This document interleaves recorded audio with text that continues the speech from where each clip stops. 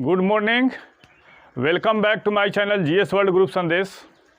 आज हम लोग बजट के बारे में पढ़ेंगे और बजट का इतिहास क्या रहा उसको पॉलिटी से जोड़कर हम लोग पढ़ेंगे। तो बजट के बारे में हम लोग जानने का कोशिश करते हैं। भारत में बजटीय व्यवस्था का जनक किसको कहा जाता है? तो जेम्स विल्सन को माना जाता है। इसने भारत में पहली बार बजटीय व्यवस्था की रूपरेखा तैयार की थी और इसने लॉर्ड कैनिंग के समय में, भारत के एक वायसराय थे लॉर्ड कैनिंग के समय में 1860 ईस्वी में पहला बजट प्रस्तुत किया था। किसने किया था? पहला बजट प्रस्तुत किया था। और बजट पूछा किस भाषा का शब्दावली है? तो फ्रेंच भाषा का है। और संविधान में हमारे जो कॉन्स्टिट्यूशन है, हमारा जो आइन है, हमारा जो वाहिद डॉक्यूमेंट है, उसमें इसका उल्लेख नहीं किया गया है। बजट शब्द का हमारे आइन में, हमारे संविधान में उल्लेख नहीं किया गया है। और संविधान में वार्षिक वित्तीय विवरण का उल्लेख किया गया है। संविधान में किसका उल्लेख किया गया है? वार्षिक वित्तीय विवरण का उल्लेख किया गया है। और पूछेगा को किस अनुच्छेद में है? तो अनुच्छेद 112 में है। और 1921 ईस्वी में पहले ऐसा सिस्टम था कि रेल बजट और आम बजट को अलग अलग प्रस्तुत किया जाता था संसद के पटल पर। लेकिन 1921 ईस्वी में एक वर्ष समिति के रिपोर्टों पर रेल बजट और आम बजट को अलग कर दिया गया था। 1921 ईस्वी का वाकया है, जो 2017 तक अलग अलग प्रस्तुत होता था। पुनः 2017 में रेल बजट और आम बजट को एक में मिला दिया गया। आपसे पूछेगा कि रेल बजट और आम बजट को एक में मर्ज कब कर दिया गया? तो 2017 में। स्वतंत्र भारत का पहला बजट, जब भारत स्वतंत्र हुआ तो कौन ऐसे वित्त मंत्री थे जिन्होंने बजट प्रस्तुत किया था? तो स्वतंत्र भारत का पहला बजट जो है आर.के. शनमुगम शेट्टी ने प्रस्तुत किया था। स्वतंत्र भारत का पहला बजट किसने प्रस्तुत किया था? तो आर.के. शनमुगम शेट्टी ने प्रस्तुत किया था। और गणतंत्र भारत का पहला बजट 1950 में, गणतंत्र भारत का पहला बजट किसने पेश किया? तो जॉन मथाई ने पेश किया था। अब आगे का देखते हैं। सर्वाधिक बार बजट प्रस्तुत करने वाले, आपसे पूछेगा कौन ऐसा वित्त मंत्री है जो सर्वाधिक बार बजट प्रस्तुत किया था? तो सर्वाधिक बार बजट प्रस्तुत करने वाले वित्त मंत्री कौन थे? मोरारजी देसाई थे, जिन्होंने 10 बार बजट प्रस्तुत किया था। कितने बार? 10 बार। पी चिदम्बरम ने वित्त मंत्री के रहते हुए 9 बार, प्रणब मुखर्जी ने 8 बार, यशवंत सिन्हा 8 बार और मनमोहन सिंह ने 6 बार बजट प्रस्तुत किया है। सारा डाटा देखेंगे आप लोग। और भारत में पहली बार पेपरलेस बजट 2021 में प्रस्तुत किया गया। आपसे पूछा जाएगा कि भारत में पहली बार पेपरलेस बजट कब प्रस्तुत किया गया? 2021 में। और निर्मला सीतारमण का यह चौथा बजट है, उन्होंने चौथी बार बजट प्रस्तुत किया है। और मोदी सरकार का 10वां बजट है। मोदी सरकार का कौन सा बजट है? 10वां बजट है। और पूर्व प्रधानमंत्री, अब पूछा कि निर्मला सीतारमण आखिर कौन ऐसी महिला वित्त मंत्री हैं कि जो बजट प्रस्तुत की है, तो इसके बारे में हम लोग जान लेंगे। पूर्व प्रधानमंत्री इंदिरा गांधी ने 1970 में वित्त मंत्री के तौर पर बजट पेश किया था। वो प्रधानमंत्री थी और वित्त मंत्री का अतिरिक्त प्रभार उनके जिम्मे में था, इसलिए उन्होंने वित्त मंत्री के तौर पर भी बजट पेश किया था। उसके बाद मौजूदा वित्त मंत्री निर्मला सीतारमण ने 2019 में पूर्णकालिक वित्त मंत्री के तौर पर बजट पेश करने वाली दूसरी महिला है।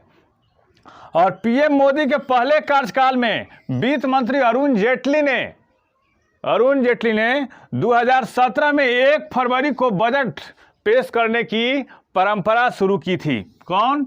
अरुण जेटली ने। सबसे लंबा बजट भाषण, आखिर किस वित्त मंत्री ने अब तक का सबसे लंबा बजट भाषण दिया? तो सबसे लंबा भाषण का रिकॉर्ड मौजूदा वित्त मंत्री निर्मला सीतारमण के नाम दर्ज है। किसके नाम पे? निर्मला सीतारमण के नाम दर्ज है, जिन्होंने वित्त वर्ष, समझेंगे एक एक कंटेंट को, जिन्होंने वित्त वर्ष 2020-21 का बजट पेश करते हुए 2 घंटा 42 मिनट का भाषण दिया था। और बतौर वित्त मंत्री और पूर्व प्रधानमंत्री मनमोहन सिंह ने 1991 में दिए गए बजट भाषणों में कुल 18,650 शब्द थे।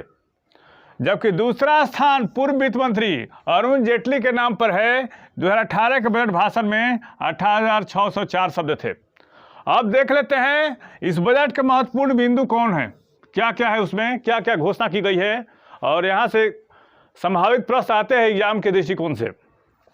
तो निर्मला सीतारमन ने केंद्रीय बजट पेश करते हुए 2022-23 को अंतर्राष्ट्रीय मोटा अनाज वर्ष के रूप में मनाए जाने की घोषणा की। पूछेगा कि इस बजट में 2022-23 को किस वर्ष के रूप में मनाने की घोषणा की गई, तो अंतर्राष्ट्रीय मोटा अनाज वर्ष।